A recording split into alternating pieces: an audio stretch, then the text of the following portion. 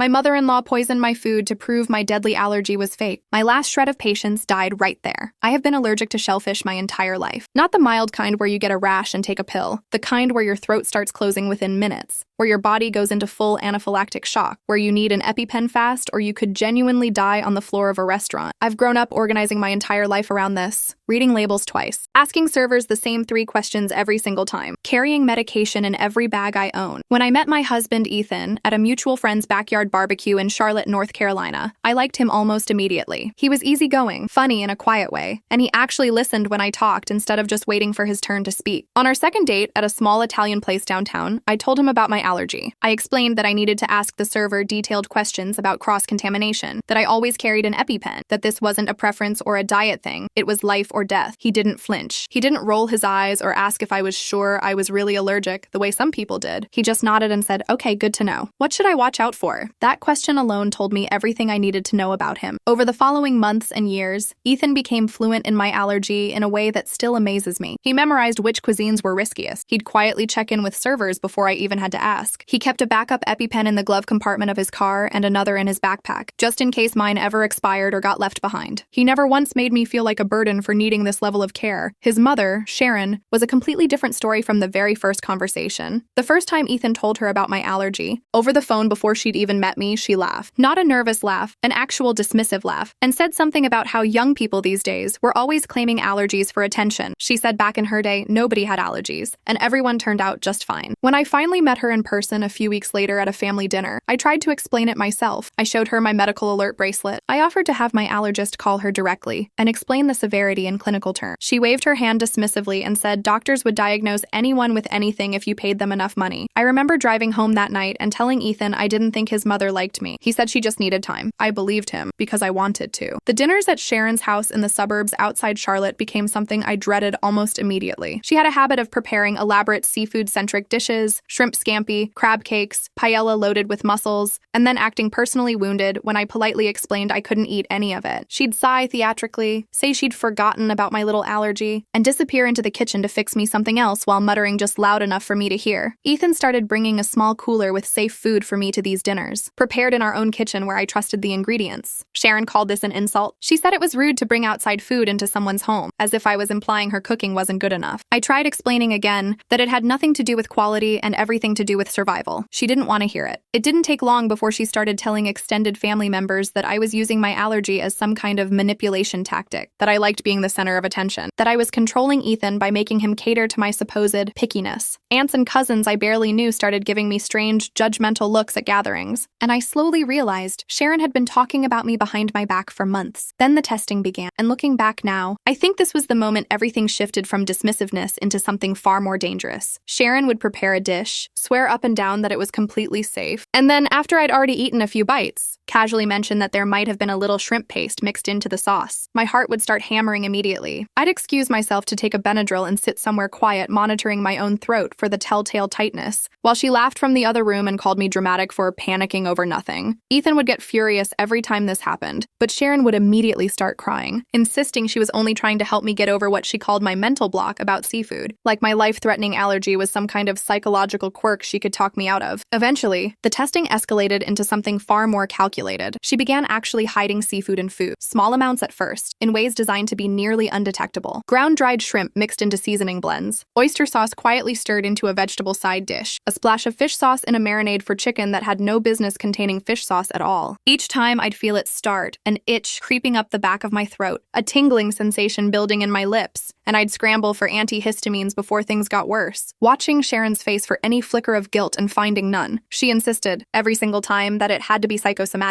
She said if my allergy were truly as severe as I claimed, I would already be in the hospital every time this happened. What she either didn't understand, or simply didn't care to understand, was that these carefully measured small doses were staying just under the threshold needed to trigger full anaphylaxis, while still making me miserably, dangerously sick every single time. Ethan caught her red-handed once, adding something small and unidentifiable to my plate while she thought no one was watching. When confronted, she calmly claimed it was just a little extra seasoning, and acted confused about why he was so upset. After that incident, we made the decision to stop attending dinners at her house entirely. Sharon responded by simply showing up at our apartment instead, always carrying a dish she insisted she'd made specially for me as some kind of peace offering. I stopped eating anything she brought, no exceptions, no matter how she framed it. She told the rest of the family I was refusing her food purely out of spite, painting herself as the wounded, misunderstood mother-in-law trying desperately to connect with an ungrateful daughter-in-law. The breaking point came at Ethan's birthday dinner, held at a nice upscale Italian restaurant downtown that we'd chosen specifically because they had an excellent allergy protocol. Sharon insisted on ordering for the entire table, claiming she'd studied the menu online beforehand and knew exactly what was safe. She ordered me a specific pasta dish, swearing multiple times that it was completely shellfish-free. The waiter, when I asked directly, confirmed there was no shellfish listed in the recipe. I was tired, genuinely, bone-deep tired of constantly fighting this battle at every single family gathering. So against the quiet warning in the back of my mind, I ate it. Within minutes, my throat started closing. I remember the panic on Ethan's face more clearly than almost anything else that happened that night. He jammed the EpiPen into my thigh with hands that were shaking, while simultaneously dialing 911 with his other hand, voice cracking as he tried to give the dispatcher our location. The restaurant blurred into chaos around us. Other diners standing up, a manager rushing over, and then paramedics. At the hospital, the emergency room doctor pulled Ethan aside and told him, in front of me, that I had ingested concentrated shellfish extract, an amount significant enough that it could have killed someone with my level of allergy severity if the EpiPen hadn't been administered. Within those critical first few minutes, Sharon arrived at the hospital not long after, playing the role of the devastated, concerned mother-in-law flawlessly, her hands clasped, her voice trembling. But the nurse on duty, a sharp woman who clearly had years of experience spotting inconsistencies, grew suspicious almost immediately. She asked, quite directly, how concentrated shellfish extract could possibly have ended up in a dish that 3 separate people had confirmed was completely safe. Sharon insisted the restaurant must have made some kind of terrible mistake. But then the restaurant manager himself arrived at the hospital, visibly terrified of a lawsuit, carrying a laptop with security footage already pulled up. The video was damning. It showed our table clearly, Ethan and me getting up together to walk to the restroom, and Sharon sitting alone at the table for roughly 3 minutes. It showed her glancing around twice, almost casually checking to see if anyone was watching. Then it showed her reaching into her purse, pulling out a small bottle, unscrewing the cap, and pouring the contents directly into my pasta before stirring it in with my own fork. The police were called to the hospital immediately. Sharon tried desperately to explain it away, claiming it was simply fish sauce, something she always carried for flavor, insisting she had no idea it could actually hurt me. The responding officer asked, reasonably, why exactly she would be carrying her own personal seasonings into a restaurant. Sharon said she always carried her own seasonings, as though this were a normal habit anyone might have. The officer, unconvinced, asked to search her purse. What they found inside changed the entire trajectory of everything that followed. Officer Rebecca Lawson reached into Sharon's purse right there in the hospital hallway and pulled out 3 small bottles, each bearing precise medical-grade labeling with exact measurements printed on the side. One of them was confirmed shortly after to be pharmaceutical-grade concentrated shellfish extract, the exact type used in controlled clinical allergy testing environments. Not something available on any regular store shelf. Then, tucked beneath the bottles, Officer Lawson found a spiral notebook with a faded blue cover, its pages worn soft from handling. Inside were dated entries stretching back nearly 2 full years. Each entry meticulously documented my reactions to food Sharon had secretly given me over time. One read, small amount added to sauce. Subject showed mild reaction, confirmed psychological component. Another, dated months later, read, increased dose in marinade. Subject took antihistamine, no hospital visit, confirms mental block theory. There were more than 20 separate entries in total, each one a small, deliberate act of poisoning, disguised as some kind of personal research project. Officer Lawson looked up from the notebook at Sharon with an expression of pure, undisguised disgust. Sharon burst into tears, reaching desperately for the notebook, but the officer pulled it firmly out of reach. Sharon insisted, voice cracking, that she had only ever been trying to help me overcome a phobia, that she'd read about something called exposure therapy online, and genuinely believed she was helping. The officer cut her off mid-sentence. She told Sharon plainly that this was not a phobia. This was a documented, medically verified, life-threatening condition, and 2 years of meticulously recorded evidence proving intentional, repeated harm. She said what Sharon had done constituted attempted murder. Sharon gasped audibly, as though she'd been physically struck. The officer produced handcuffs and instructed her to turn around. Sharon sobbed, repeating over and over that it was all a terrible misunderstanding, that she never meant for anyone to actually get hurt. I watched all of this unfold from the doorway of my hospital room, still hooked up to monitors, my throat raw and aching from the reaction. As they walked Sharon down the hallway, she kept twisting back to look at me, her face red and streaked with tears, repeating my name and insisting I had misunderstood her intentions. Nurses and other patients in the hallway stopped what they were doing to stare. Ethan stood beside me, his arm wrapped tightly around my waist, and I could feel him trembling from head to toe. When he came back into my room after they they'd taken her away, he pulled the chair right up against my bed and took my hand in both of his. His hands were freezing cold and visibly shaking. His face had completely collapsed, eyes red and swollen. He kept repeating over and over that he should have protected me better, that he should have cut his mother off completely years earlier. The very first time the testing had started, I was still shaky and weak from the reaction, my whole body aching, but I squeezed his hand as tightly as I could and told him this wasn't his fault. I reminded him that his mother was a fully grown adult who had made her own deliberate choices. He shook his head anyway, insisting he had known on some level that she was testing me and that he hadn't done enough to stop it. I reminded him gently that we had already stopped going to her house, that we'd stopped eating anything she brought to us. He said quietly that it hadn't mattered in the end, because she'd still found a way to hurt me anyway. I didn't have an answer for that, so I just held his hand and let him cry. The attending doctor kept me overnight for observation. She explained carefully that the dose I'd ingested had been extremely concentrated, more than what would typically occur even in a serious accidental exposure. She also warned that repeated small-dose exposures over an extended period, like the 2 years Sharon had subjected me to, could potentially worsen the severity of an existing allergy over time. She recommended I start carrying 2 EpiPens instead of 1 going forward, just to be safe. That single piece of information sat heavy in my chest for days afterward. Sharon hadn't just failed to disprove my allergy. She had actively, measurably made my real medical condition worse in her twisted attempt to do so. My younger sister, Megan, drove 4 straight hours through the night from Richmond, Virginia, the moment Ethan called her with the news. She burst into my hospital room early the next morning, took one look at the IV still taped into my arm, and immediately started crying, then just as quickly turned furious. She paced back and forth across the small room, insisting she'd never trusted Sharon from the very beginning, that something about her had always felt deeply off. She demanded to know why I hadn't told her how bad the situation had gotten. Embarrassed, I admitted I'd been trying to keep the peace, for Ethan's sake, for the sake of the family as a whole. Megan stopped pacing abruptly and just stared at me. She said flatly that this sounded incredibly stupid now that I had nearly died in a restaurant over a plate of pasta, and she was right. I had allowed Sharon to abuse me for 2 full years, all because I didn't want to be the one who caused family conflict. She sat down heavily in the chair Ethan had occupied earlier and told me that from this point forward, I told her absolutely everything, no exceptions whatsoever. She said she didn't care one bit about maintaining peace with someone who had actively tried to kill me. I promised her I would. 3 days later, I received a call from a district attorney named Daniel Carter, who had been assigned Sharon's case. He asked to meet with both Ethan and me at his downtown office as soon as possible. Daniel turned out to be younger than I'd expected, sharply dressed, with tired but focused eyes that suggested he'd seen plenty of difficult cases before. He spread the evidence out across his conference table methodically, the notebook, the bottles, printed still frames pulled from the restaurant's security footage. He explained that they were formally filing charges of attempted murder alongside assault with a deadly weapon. He said the notebook alone demonstrated clear, sustained premeditation over an extended time frame, and the pharmaceutical-grade extract itself proved unmistakable intent to cause serious, potentially fatal harm. Ethan asked, voice tight, how much time Sharon could realistically face. Daniel said attempted murder convictions typically carried sentences ranging from 15 to 20 years, depending heavily on the presiding judge. It should have felt like some kind of victory hearing that. Instead, I mostly just felt hollow and utterly exhausted. A week after that meeting, Ethan's father, Robert, called and asked if we could meet him at a coffee shop near our apartment. When we arrived, he looked like he'd aged a full decade in the span of a single week, his face gray, deep shadows carved beneath his eyes. He told us almost immediately that he'd had absolutely no idea Sharon had been doing any of this. He explained that she always acted dismissive and cold about my allergy whenever he wasn't around, but performed genuine concern and support whenever he was present, effectively lying to him for years about her true feelings and actions. His hands trembled visibly as he stirred sugar into his coffee that he never actually drank. Then he said he was filing for divorce. He said he could not remain married to a woman who had deliberately tried to kill her own daughter-in-law, and that he intended to testify against her in court, regardless of what it meant for the rest of the family. Ethan's entire face crumpled at that. Robert reached across the small table and squeezed his son's hand firmly, apologizing sincerely for not seeing what Sharon had been doing sooner, for not protecting either of us from it. 2 days after that meeting, an unfamiliar number called my cell phone. It turned out to be Sharon's sister, and she started screaming almost before I could even say hello. She accused me of deliberately tearing the entire family apart. She insisted Sharon would never actually hurt anyone on purpose, that I must have somehow provoked the entire situation myself. She called me dramatic for making, in her words, such a big deal over a little seafood. I tried, briefly, to explain about the concentrated pharmaceutical extract, about the detailed notebook filled with 2 years of documented poisoning. She talked directly over me the entire time, insisting repeatedly that families forgive each other, and that I was being needlessly vindictive by pursuing criminal charges at all. Hung up on her without another word. More calls with Daniel followed. Over the coming weeks, as the case developed further, forensic analysis confirmed definitively that the shellfish extract was medical grade, costing several $100s per bottle and requiring special special ordering directly through a licensed medical supplier, something that absolutely could not be picked up casually at any regular grocery store. Sharon had actively researched exactly where to purchase it online, paid extra for expedited shipping to receive it faster, and had to sign documentation explicitly confirming she understood precisely what the substance was and how dangerous it could be. This was not confusion. This was not a well-meaning grandmother making an honest mistake. This was a calculated, deliberate, carefully researched plan carried out over an extended period of time. After being discharged from the hospital, I found I could barely function normally around food anymore. I would prepare a simple lunch for myself and then just sit there staring at it for 20 minutes straight, heart pounding uncontrollably, hands shaking, completely unable to make myself take even a single bite unless I had personally prepared every single ingredient myself from scratch. I lost 8 pounds within just 2 weeks. Ethan, worried and increasingly desperate, called my regular doctor, who referred me to a trauma-focused therapist named Dr. Emily Harper. In our very first session together, she calmly explained that everything I was experiencing constituted a completely normal, expected trauma response to having been deliberately, repeatedly poisoned by someone I had trusted. She explained that my brain was essentially working overtime trying to protect me from further harm. She taught me specific breathing techniques for moments of acute panic and set small, manageable weekly goals, starting with eating just 1 meal per week that Ethan had personally prepared, slowly working our way back up toward eventually eating in public restaurants again. Meanwhile, Ethan spent several days systematically calling extended family members he hadn't spoken with in years, and what he uncovered during those calls was genuinely staggering. His cousin vividly remembered a supposedly tomato-safe sauce Sharon had once sworn was completely fine. Despite the cousin's well-documented sensitivity, an incident that had ended with her covered head to toe in hives, her face visibly swollen. His uncle described in detail his girlfriend at the time, who had a severe dairy allergy, ending up in the emergency room after Sharon served her a supposedly dairy-free dessert at a family Thanksgiving that later turned out to be absolutely loaded with cream cheese, the empty container discovered buried at the very bottom of the kitchen trash can. In total, Ethan managed to identify 7 completely separate people across 5 years who had gotten seriously sick after eating something Sharon had specifically and personally prepared for them. I was simply, tragically, the first one who had managed to gather enough concrete evidence to definitively prove it wasn't merely an unfortunate string of coincidences. At the preliminary hearing, held 6 weeks later, Sharon sat at the defense table wearing a modest, unassuming blue dress, looking every bit like someone's harmless, sweet grandmother. Her defense attorney worked hard to paint me as dramatic and vindictive, but Daniel systematically dismantled every single one of his attempts, presenting my extensive childhood hospitalization records, and finally playing the damning restaurant security footage directly in open court. The judge watched, expression hardening progressively, as Sharon calmly poured liquid into my food, stirred it in thoroughly, glanced around briefly to confirm she wasn't being observed, and then casually sat back down as though absolutely nothing unusual had just occurred. He called it clear, unmistakable, deliberate premeditation, and ordered her held without bail until the formal trial date. Ethan and I began attending couples counseling with Dr. Harper as well, slowly learning how to genuinely support one another without me having to constantly carry the additional weight of managing his overwhelming guilt on top of my own ongoing healing process. A forensic psychologist eventually diagnosed Sharon with narcissistic personality disorder, ultimately concluding that she likely believed, within her own deeply twisted internal logic, that she truly had been helping all of her victims, and that she would probably never genuinely accept real responsibility for any of what she had done. At trial, multiple additional victims came forward and testified about their own personal experiences with Sharon over the preceding year. The combined evidence proved absolutely overwhelming. After 2 grueling weeks of testimony, the jury ultimately convicted her of attempted murder. She was sentenced to 15 years in prison, with the possibility of parole after serving 10, along with mandatory psychiatric treatment required for the entire duration of her sentence. She screamed across the courtroom as they led her away in handcuffs, insisting repeatedly that it was entirely my fault, that I had single-handedly destroyed the entire family. I felt nothing in that moment except quiet, overwhelming relief. Ethan and I eventually moved into a new apartment on the opposite side of the city, somewhere that didn't constantly remind us of sterile hospital hallways and hard courtroom benches. I slowly started speaking openly online about living with severe food allergies, and about the people who stubbornly refuse to believe they're real. A full year later, I still carry 2 EpiPens with me absolutely everywhere I go. Not out of lingering fear anymore, but simply out of practiced, deliberate care. She spent 2 years trying desperately to prove my allergy was fake. Instead, she ended up proving, beyond any doubt, exactly who she really was. The months after the sentencing were strange in a way I hadn't expected. I thought once Sharon was behind bars, once the trial was over and the verdict was read, everything would simply click back into place. It didn't work that way. Healing turned out to be slower and messier than any courtroom outcome could fix. Ethan and I settled into our new apartment gradually. The kitchen became the room I spent the most time reclaiming. For weeks, I could only cook with the pantry door open, everything visible, every label facing outward so I could check and recheck ingredients without feeling like anything was hidden from me. Ethan never rushed me through it. Some nights he'd sit at the counter doing nothing but watching me cook, not because he doubted me, but because he wanted me to know he was there if my hands started shaking again. Dr. Harper and I kept meeting weekly for almost a year. We worked through more than just the food anxiety. We worked through the guilt I felt for staying silent for so long, the anger I hadn't let myself fully feel toward Sharon, and eventually, the strange grief of losing a mother-in-law who had never really been safe to have in my life in the first place. Grief and relief, it turned out, could exist in the same body at the same time. Robert became a steady presence in a way I hadn't expected. After his divorce from Sharon finalized, he started showing up for small things. Sunday dinners, grocery runs when Ethan was working late. He always, without fail, asked to see ingredient labels before I ate anything at his house. Not because he doubted me, but because he wanted me to feel safe under his roof in a way Sharon never allowed. It was a small gesture, but it mattered more than he probably realized. Megan called every single week, sometimes just to talk about nothing, sometimes to check in on how court appeals were progressing, since Sharon's lawyer tried twice to argue for a reduced sentence and failed both times. Megan never let me minimize what happened, not even once. Whenever I caught myself saying, "It wasn't that bad," out of old habit, she'd stop me mid-sentence and remind me exactly how bad it really was. I started writing more seriously online, not just about my own experience, but collecting stories from other people who had been told their allergies,